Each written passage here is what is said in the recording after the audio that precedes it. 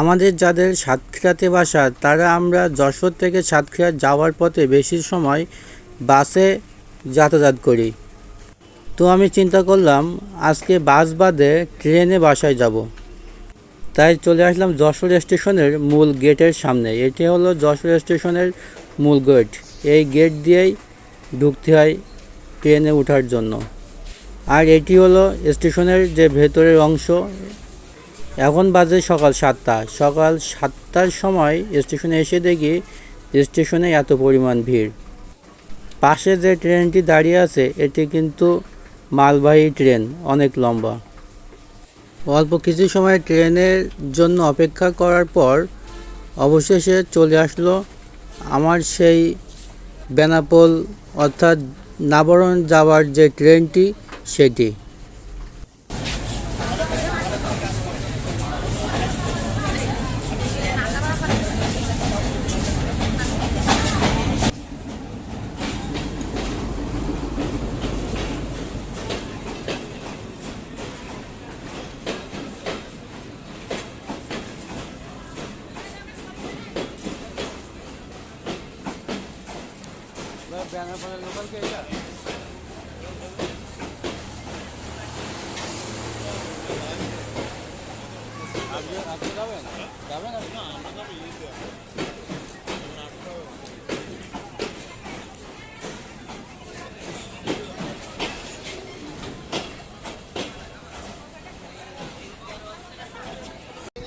Train আসার পরে আমিও উঠে পড়লাম ট্রেনে। আসলে আমরা জানি যারা ট্রেনে যাতায়াত করে, ট্রেনে যাতায়াত করার মজাটাই আলাদা।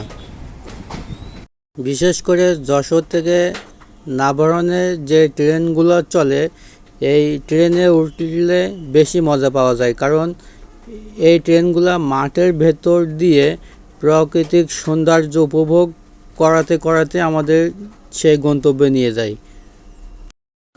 কিছু সময় জার্নি করার পরে চলে আসলাম ঝিকরগাছা স্টেশন। ঝিকরগাছা স্টেশনও কিন্তু আমাদের যশোর স্টেশনের মতো এত সুন্দর করে তৈরি করা।